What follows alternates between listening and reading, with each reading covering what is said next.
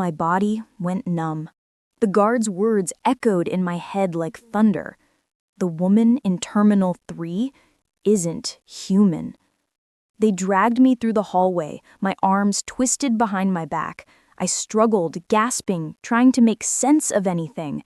"What do you mean she isn't human?" I shouted. "She's my wife. I've been married to her for 2 years." "No," the guard said firmly. "Whoever you think she isn't that person." One of the officers swiped his badge and opened a reinforced steel door. They shoved me inside a small interrogation room and closed the door behind me. The lock clicked. A bright white light hummed overhead, casting long shadows across the room. A camera watched me from the corner. I sank onto the metal chair, breathing hard, my mind spinning. I met Isla during a hospital fundraiser. We had a normal life. We laughed, fought, planned trips. Could all of that be a lie? No, impossible. I knew her. The door burst open again. This time, only one man entered. He wasn't in a uniform. He wore a black suit and held a folder. "Mr. Rihan," he said calmly, sitting across from me, "my name is Kamran. I need you to listen carefully." I clenched my fists. "Where's my wife?" He exhaled slowly. "That's what we are trying to understand." He opened the folder. Inside were pictures of Isla, but not the ones I knew. These were thermal images, MRI scans, energy readings, all showing distortion.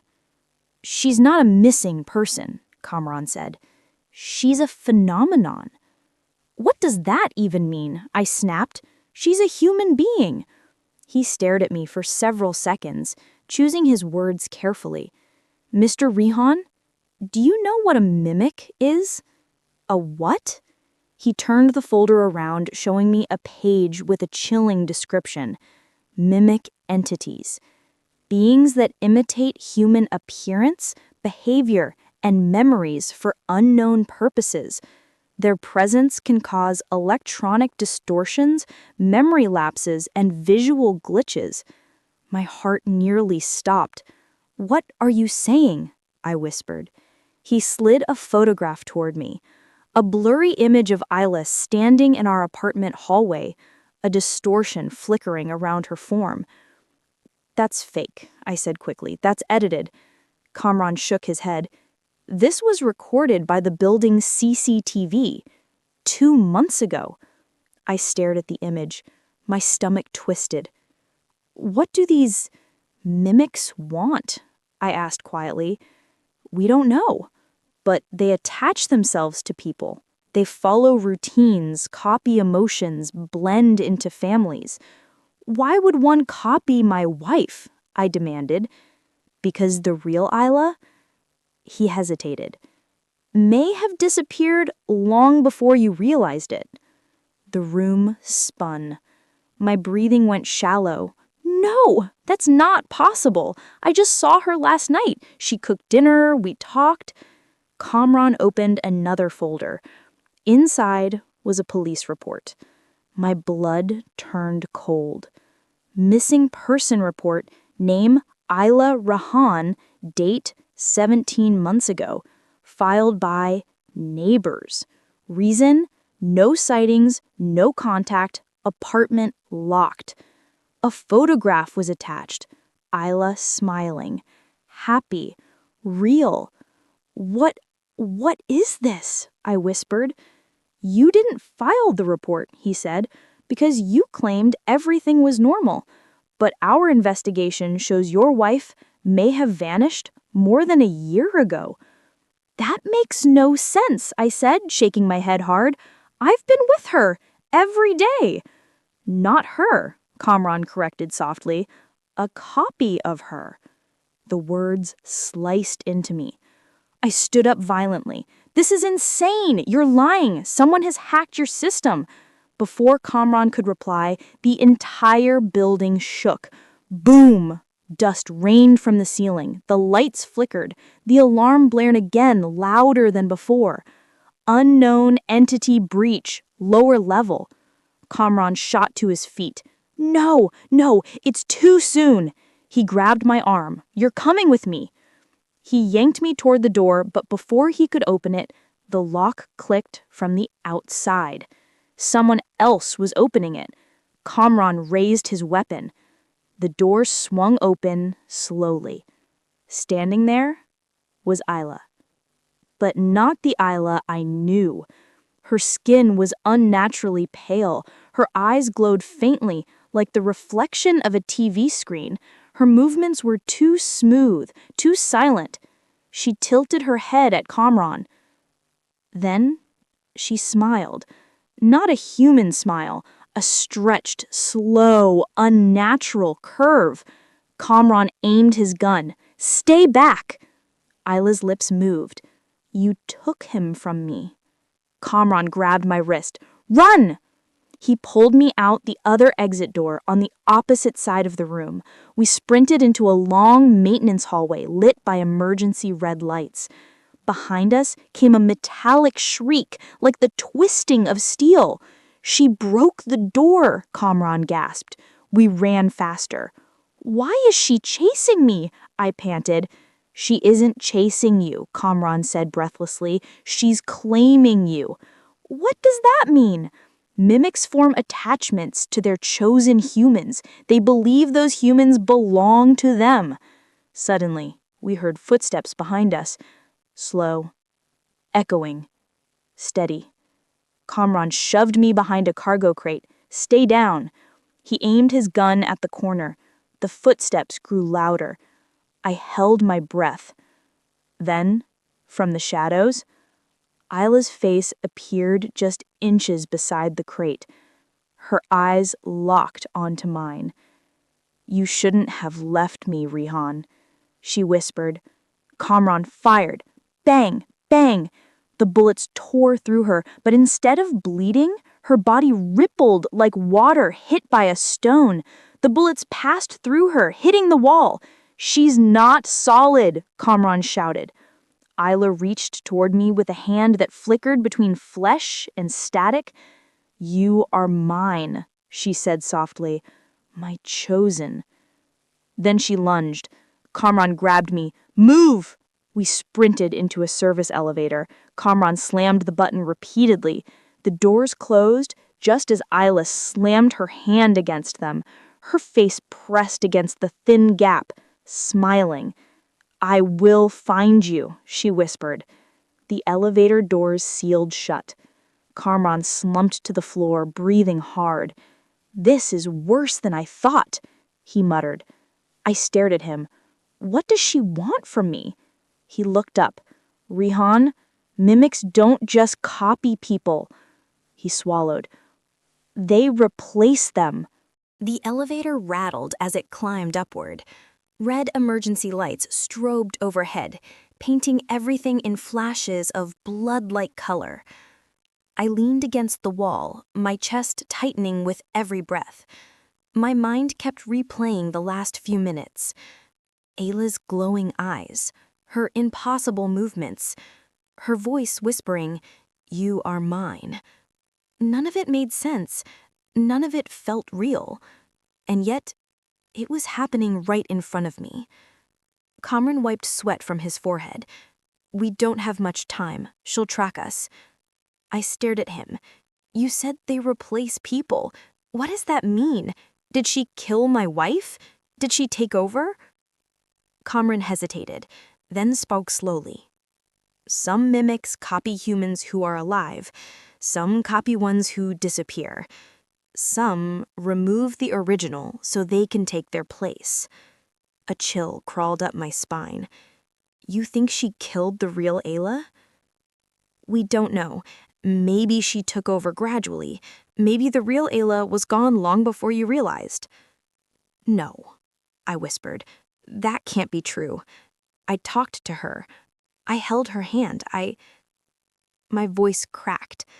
Kaman looked at me, eyes full of grim pity. You interacted with something that was designed to behave exactly like your wife. Mimics read memories. They can replicate routines, emotions, even facial expressions. Why? I asked desperately. Why would it choose me? Why us? Kamran rubbed his temples. Rehan, these entities don't think like humans. They attach themselves to people for reasons we don't understand. But once they choose someone, he looked me dead in the eyes. They don't let go. The elevator dinged. The doors slid open. We stepped into a dimly lit maintenance level, pipes along the walls, humming machinery, flickering lights. "This way," Kamran said, leading me through the narrow walkway. As we hurried, the entire building trembled again. Boom! A voice crackled through the intercom. "All units, be advised. Entity has breached level 2. Terminal chaos spreading. Civilian evacuation halted." My stomach twisted painfully. "Ayla, she's going after people?" I asked. "She isn't targeting them. She's looking for you. Anyone in her way." He didn't finish. Suddenly, a loud clang echoed from behind us. Something metallic slammed against the walls. We froze. Kamran lifted his gun. The hallway behind us was empty, silent, still. Then, click, click, click. Footsteps, sharp, deliberate. My heart pounded so loudly I could barely hear anything else. The footsteps grew louder, closer. A distorted voice drifted down the corridor. "Rehan, why are you running?" My breath caught in my throat. It was her, Ayla. But her voice sounded layered, like two people speaking at once. One human, one something else. Kamran grabbed my wrist and whispered urgently, "If she sees you, she will latch onto your neural imprint. After that, you'll never escape." "What does that mean?" I whispered back. "It means she will follow you to the ends of the earth, through cameras, through reflections, through shadows." My legs nearly gave out. "Move," Kamran whispered.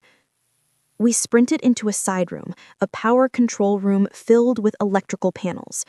Kamran shut the door and locked it. Then he pressed his ear against it. The footsteps stopped right outside. From the other side of the door, Ayla whispered, "Rehan, open the door.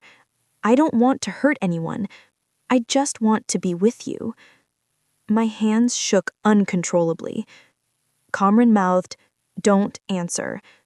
But then she said something that almost made me open the door. "Do you remember the necklace you gave me? The one with the blue stone?" My blood ran cold. The necklace. I had given it to her on our anniversary. A private moment, something only the real Ayla knew. I stared at the door, trembling. "She remembers," I whispered. Kamran grabbed my shoulder firmly. "That wasn't a memory. That's your memory. Mimics steal memories from the people they attach to." Tears blurred my vision. "Stop running, Rehan." Ayla's voice echoed softly. "I am you. I know everything about you. I know your fears, your dreams, your secrets." A chill shot through me. Kamran tightened his grip on his gun. Then the doorknob twisted, slowly, silently. Kamran pressed me behind a heavy generator. "If she comes in, do not look at her directly." My heart hammered violently. The door creaked open, but instead of Ayla stepping inside, a long, shadow-like distortion slid across the floor. Not a solid shadow, not a human form, something in between, like smoke trapped inside a human shape. It slithered into the room, flickering, glitching, stretching unnaturally. Kamran fired 3 shots. Bang, bang, bang. The distortion absorbed the bullets. Then it suddenly shrank into a tiny black mass and shot up toward the ceiling like a streak of lightning. Bam! It hit the ventilation shaft and vanished. Kamran cursed under his breath. She figured out where we're going. Where are we going? I asked. To the archives. Your wife's missing report wasn't the only sign. We tracked similar distortions around your building months before she vanished. What does that mean? I whispered. It means... He paused, looking at me with a mix of fear and sympathy. This entity has been studying you for a long time. How long? Maybe years. Cold panic spread through me. She chose you, Rayhan. Before she ever copied Ayla, before she ever entered your life.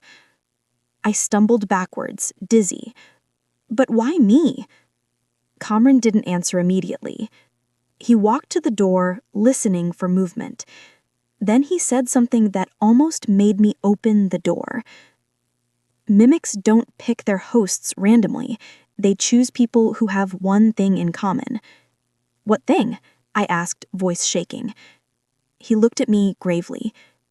People who are emotionally vulnerable. People who feel lonely, even when they're not alone. I froze. A painful truth hit me. The long nights I spent working, the distance that had grown between me and Ayla, the loneliness I never admitted. Kamran continued softly. Mimics attach to those who crave connection the most. I felt the ground tilt beneath me. Had I somehow allowed this thing into my life? You weren't just chosen, Rayhan. You were invited. A horrifying realization crawled through me. Before I met Ayla, I had been at my lowest point in life. Lonely, lost, desperate for affection. Had something been watching me even then? Suddenly, the lights flickered. The intercom crackled again. Entity located in West Wing. All personnel fall back. Kamran's eyes widened. She's cutting us off. Another loud boom shook the building. Kamran grabbed my arm. We need to move now. We bolted out of the room, but the moment we turned the corner, Ayla stood at the far end of the hallway, smiling, waiting. Her voice echoed down the corridor, soft, almost loving. Rayhan, come home. Ayla stood perfectly still at the end of the hallway, her glowing eyes locked onto mine, her smile stretched too wide to be human. Rayhan, she whispered, voice echoing unnaturally through the corridor. Come home. Kamran didn't hesitate. He grabbed my arm and yanked me backward. Run! We sprinted down the opposite direction, shoes pounding against the metal floor. Behind us, I heard Ayla's footsteps, slow at first, then impossibly fast. Like she wasn't running, she was gliding. The hallway split into two. Left! Kamran shouted. We turned left, and immediately, regret punched me in the chest.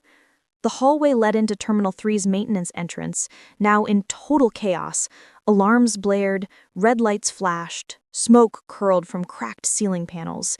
And everywhere I looked, people were screaming and running. What happened? I gasped. She destabilizes electronics, Kamran said breathlessly. Her presence causes chain reactions. The whole terminal is shutting down. A loud explosion shook the floor beneath us. Boom! A wall panel burst open, sparks flying. A crowd of passengers stormed toward the emergency exit, pushing each other, panicking. But they weren't running from the fire. They were running from her. I looked over my shoulder. Ayla was now stepping into the terminal through the maintenance hallway, her figure flickering with static. Passengers froze. Some screamed, some fainted. Others stared, unable to move. Ayla ignored all of them. Her eyes were fixed on me. Rayhan, she said softly, you're not safe with them, you're safe with me. Kamran shoved me into the crowd. Move, blend in.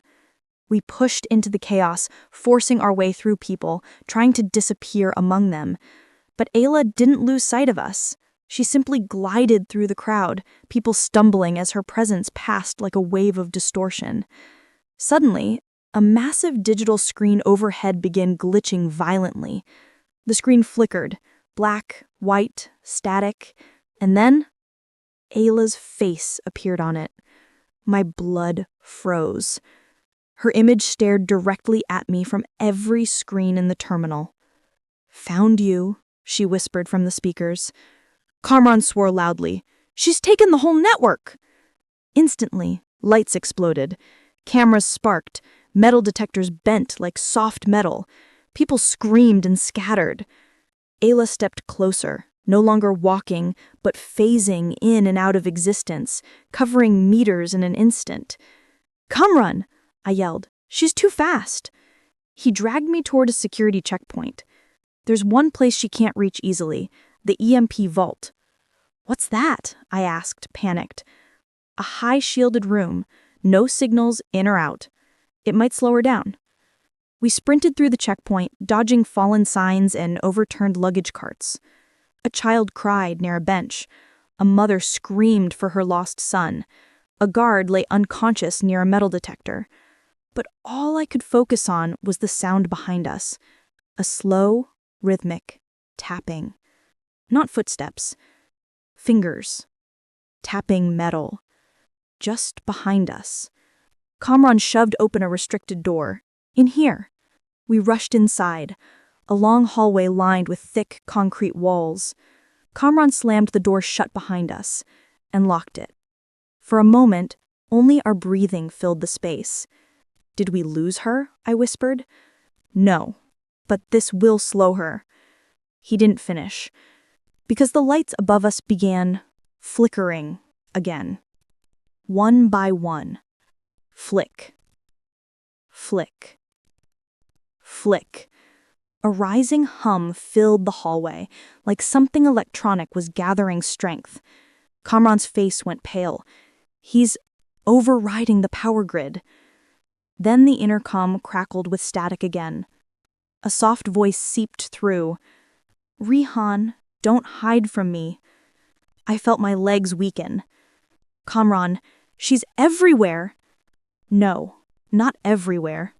Kamran grabbed a keycard and pulled me toward the end of the corridor. "We're almost there." We reached a heavy metal vault door.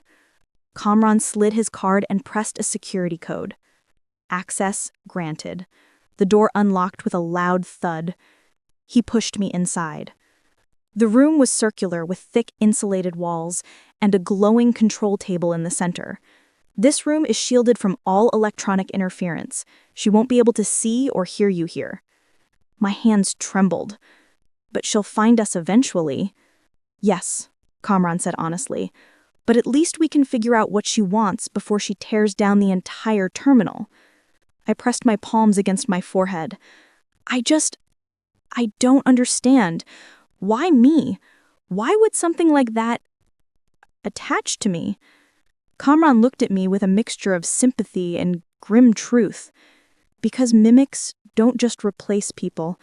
They form emotional parasites. They read loneliness. They sense it like a scent." His words pierced straight through me. "Rihan, the more lonely you felt, the easier it was for her to take root in your life." I stared at him stunned. "So, I'm the reason she came?" "Not your fault, but yes, your emotional vulnerability made you a target." Before I could speak, the lights in the vault flickered. Kamran froze. "That shouldn't be possible," he whispered. The lights flickered again, and this time, they turned blue. A cold, unnatural blue. "No," Kamran stepped back. "She's inside." A soft tapping echoed from the ceiling. We both looked up. Something moved behind the insulated panels, pressing from the other side, distorting the metal. Slowly, softly. Tap, tap, tap. Then Ayla's voice curled around us like a whisper inside our own minds. "You don't understand, Kamran. He didn't pull me into his life." The ceiling metal bulged outward. A crack formed. He called for me. My heart dropped into my stomach. No, that's not true. The ceiling split open.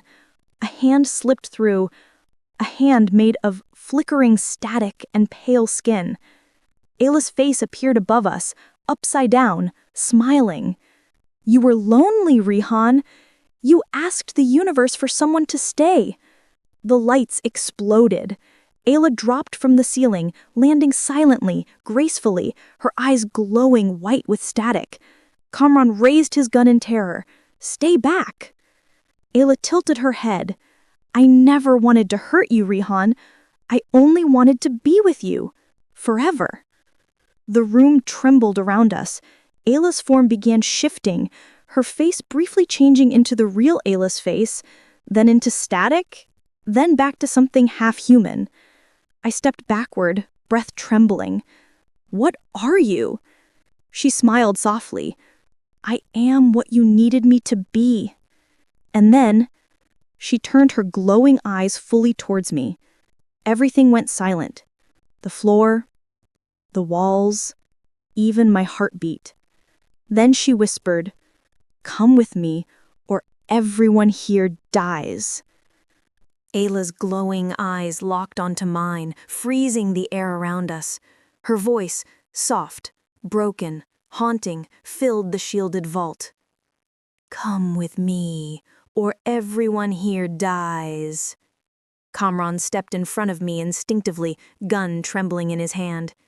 You don't control him, and you're not taking him anywhere. Ayla tilted her head in a slow, unnatural way, first left, then right, as if examining a strange object. You think you can protect him, Kamran? Her voice split into layers like two people speaking at once. You barely protected yourselves.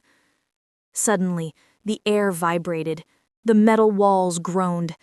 Kamran reached for my arm. Rihan, listen to me. She's manipulating you. Mimics use emotional imprinting. Don't respond. Don't look directly. But Ayla took one silent step forward, and the vault, supposed to protect us, began to crack along the ceiling. I stared at her, unable to look away. Why me, Rihan? Why follow me? Why pretend to be my wife? Ayla's expression softened. For a moment, she almost looked human. You were alone, Rihan. You were breaking, and I came to fill that emptiness. My throat tightened painfully. But you stole her life. You replaced the real Ayla. Ayla blinked slowly, too slowly. The version you loved, the version who held your hand, the version who comforted you. Her smile widened. That was me. My stomach twisted. She wasn't lying. The mimic had been there during moments I needed someone the most. It didn't matter if it was real or fake. My heart had responded. Kamran stepped closer to her, gun steady. You feed on human attachment. You don't love. You consume. Ayla's eyes snapped to Kamran, and for the first time, her face twisted with something close to anger. You hunt us. You cage us. You kill us. But we do not kill unless we are denied what we need. And what do you need? Kamran shouted. Ayla slowly lifted her arm and pointed directly at me. Him. My breath hitched. Kamran whispered urgently, Rihan, look at me, not at her. But Ayla kept talking, her voice wrapping around me like a warm blanket. I know your loneliness. I know your fears. I know how you felt when Ayla drifted away from you, when you felt like you weren't enough. You called for something to stay with you. I shook my head violently. No, I didn't call for... You did, she said softly, when you cried alone on the balcony that night, when you wished for someone, anyone to understand you. Tears stung my eyes.